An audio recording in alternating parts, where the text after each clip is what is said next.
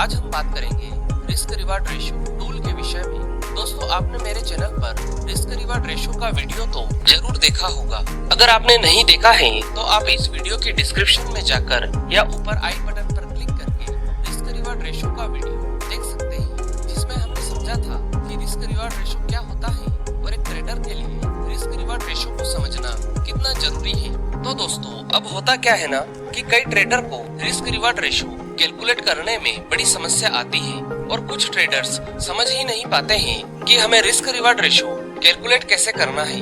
अगर आपके साथ भी ऐसा हो रहा है तो चिंता मत कीजिए, क्योंकि आज हम समझने वाले हैं रिस्क रिवार्ड रेशियो टूल के विषय में। इस टूल की मदद से आपको सीधे सीधे ही यह पता चल जाएगा कि ट्रेड में आपका रिस्क रिवार्ड रेशियो कितना है। तो चलिए अब हम सीधे चार्ट पर इसे समझ लेते हैं। तो चलिए दोस्तों, सबसे पहले हम रिस्क रिवार्ड रेशियो टूल के विषय में कुछ बेसिक जानकारी जान लेते हैं। आपको वीडियो में जो यह टूल दिखाई दे रहा है, इसे हम कहते हैं risk reward ratio calculation tool.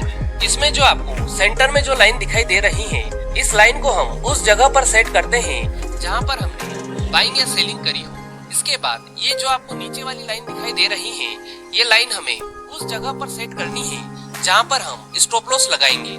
और इसके बाद जो ऊपर वाली लाइन है, इसे हम उस जगह पर सेट करते हैं जहाँ पर हमें टारगेट लगाना है। और यह बीच वाली जो लाइन है, यह हमें सीधे सीधे यह बताती है कि ट्रेड में हमारा रिस्क रिवॉर्ड रेशियो कितना है। दोस्तों, वीडियो में आगे बढ़े उससे पहले आप सभी से एक छोटी सी रिक्वेस्ट है। अगर आपने अभी तक हमारे चैनल को सब्सक्राइब नहीं किया है तो प्लीज चैनल को सब्सक्राइब कर लीजिए और वीडियो को लाइक कर दीजिए। तो चलिए अब हम सीधे टॉपिक पे आते हैं और सबसे पहले हम समझते हैं कि जब हम बाजार में बाइंग की पोजीशन बनाएंगे, उस वक्त हम रिस्क रिवार्ड रेशियो को कैलकुलेट कैसे करेंगे।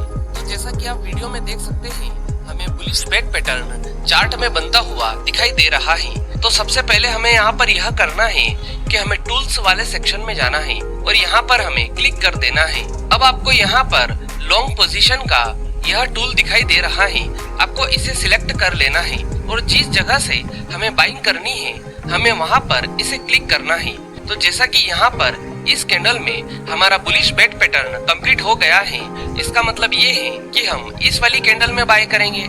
तो मैं यहाँ पर एक बार इसे क्लिक कर देता हूँ। अब हम इस टूल की सेटिंग में जाते हैं और यहाँ से टेक्स्ट की साइज को थोड़ा सा बड़ा कर लेते हैं और इसे अप्लाई कर देते हैं। जैसा कि हम यहाँ पर पॉइंट X का स्टॉप लॉस लगाएंगे, तो यहाँ पर जैसा कि आपको ये स्टॉप दिखाई दे रहा है, हम इस लाइन को पॉइंट X तक लेकर आते हैं। और जैसा कि हमने इस पैटर्न के वीडियो में डिस्कस किया था, हम यहाँ पर पॉइंट C के टारगेट को ही अपना 100% टारगेट मानेंगे। तो ये जो टारगेट वाली लाइन है, इसे मैं खींचकर पॉइंट C तक लेकर जाता हूँ। तो जैसा कि आपको यहाँ पर दिखाई दे रहा है, रिस्क टू रिवॉर्ड रेशियो 1.77, मतलब कि यहाँ पर आपका रिस्क रिवार्ड रेशियो 1:177 का है। मतलब कि यहाँ पर आप अगर 1 रुपए का स्टॉप लॉस लगा रहे हैं, तो उस 1 रुपए के स्टॉप लॉस पर आपको 1 रुपए और 70 पैसे का रिवॉर्ड मिल सकता है। तो दोस्तों, इस प्रकार से आप बाइंग की पोजीशन के साथ रिस्क रिवार्ड रेशियो टूल का इस तरह से उपयोग कर सकते हैं। जहाँ पर आपने बाइंग करी है,